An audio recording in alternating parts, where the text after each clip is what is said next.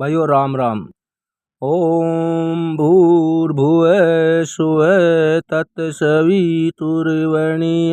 भर्गो देवस्य धीमहि धियो यो न प्रचोदयात्। गायत्री माता की पूजा व महिमा। दोस्त भाइयों नमस्कार। कैसे की जाती है गायत्री, सुनिए दोस्तों। माता की महिमा तथा पूजा विधि।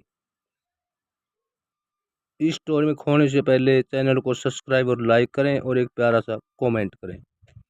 भगवान नारायण कहते हैं कि नारद बिन पाद वाली गायत्री ब्रह्मा हत्या का शमन करती है। अभितर पाद वाली गायत्री का जप किया जाए तो पुरुष पाप का भागी बन जाता है। सुरत धर्मशास्त्रों, पुराणों और इतिहासों में गायत्री विधिविध प्रकार की मानी गई है। परवण से संपुटित 6, ओमकार से संयुक्त 5 प्रणव वाली गायत्री का जप करना चाहिए। यह भी शास्त्रों की आज्ञा है। जितना जप करना अभिष्ट हो उसके 8वें भाग में गायत्री के 4थे पादक का जप करना आवश्यक है। इस प्रकार जप करने वाले दिवज को भी ज्ञानी समझना चाहिए। वह सायु जय पद का अधिकारी हो जाता है। एक संपुट पष्टोकार से ये 2 गायत्रियाँ केवल ब्रह्मचारियों के लिए हैं। गृहस्थ ब्रह्मचारी अथवा मोक्षकामी पुरुष तृतीया गायत्री का जप करें। गायत्री का तुरीय पाद परो रजे से सावधोम यही है। इस तुरीय पाद में ब्रह्मा का ध्यान करने से ही जप का संपूर्ण फल प्राप्त होता है। अब ध्यान बतलाता हूँ। सूर्य,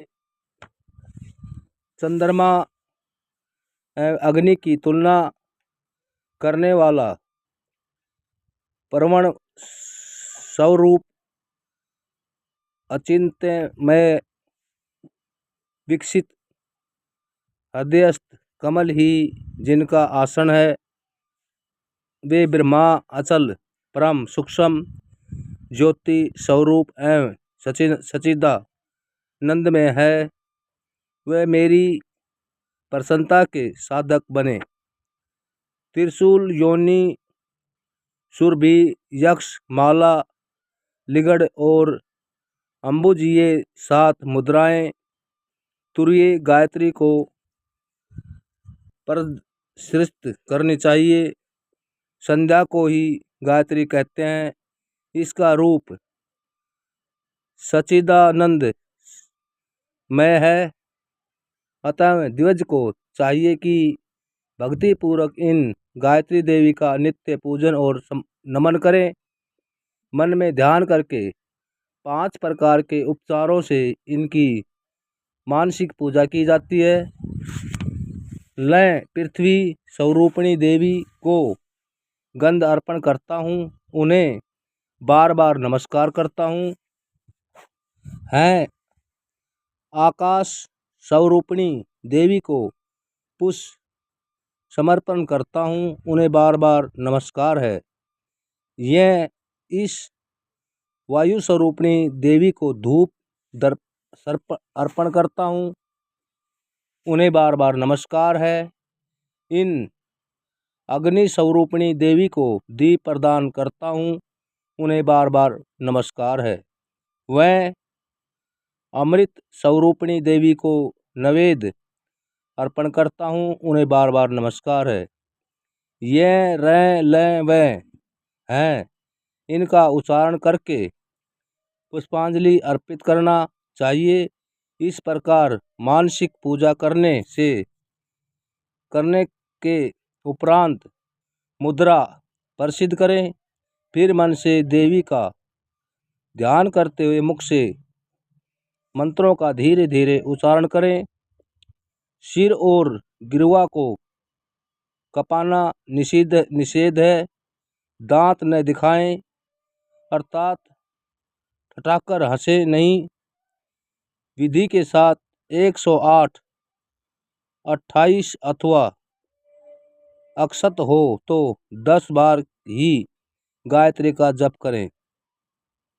इसे कम किसी भी स्थिति में नहीं जपना चाहिए। इसके बाद उत्तम इत्यादि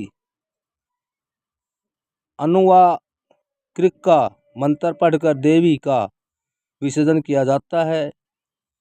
विद्वानों को जल में खड़े होकर कभी भी गायत्री का जप नहीं करना चाहिए, क्योंकि कुछ महर्षियों का यह कथन है कि यह अग्निमुखी कहलाती है।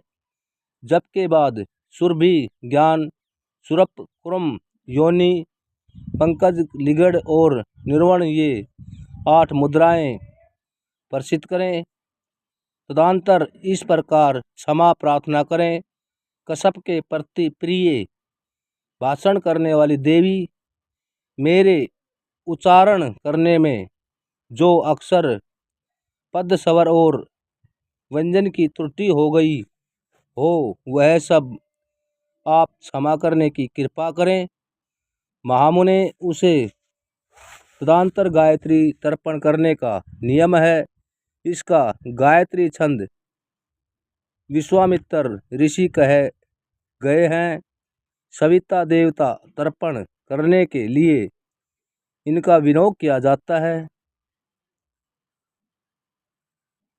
तर्पण का यह नियम है। भू से ऋग्वेद, पुरुष का भू से अर्जुवेद का स्वर से, सामवेद का मह से, अर्थवेदों का जन से, इतिहास पुराण का तप से, संपूर्ण आगमन शास्त्रों का सत्य से, सत्य लोक संयंग पुरुष का और ओं भू से भूरोलोक संग का, पुरुष का भू से भूरोलोक पुरुष संवर से, सर्वलोक पुरुष का ओं भू से, एक पदा नाम वाली गायत्री भौ से 2 पद वाली गायत्री का, सव से 3 पद वाली गायत्री का तथा ओम भूर भुवः से चतुर्पष्टा पदा गायत्री का मैं तर्पण करता हूँ, यों कहना चाहिए। इसके बाद उसी गायत्री सावित्री, सरस्वती, वेद माता, पृथ्वी, अजा, कोशिका, साकृति और सौराजती इन नामों का उच्चारण करके भगवती गायत्री का तर्पण करना चाहिए। तर्पण करने के अनंतर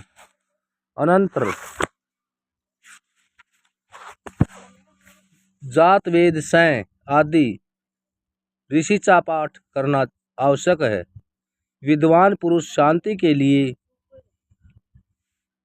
मानस्तों के इस मंत्र का भी पाठ करें। इसके बाद त्र्यंबक इस मंत्र का पाठ करें। शांतिर्थ तच्छ तो इस मंत्र का भी जप किया जाता है।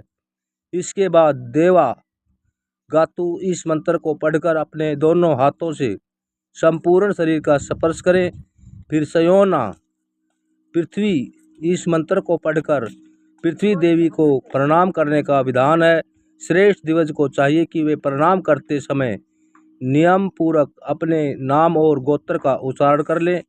इस प्रकार विद्वान प्रातः काल की संध्या कहा गया है।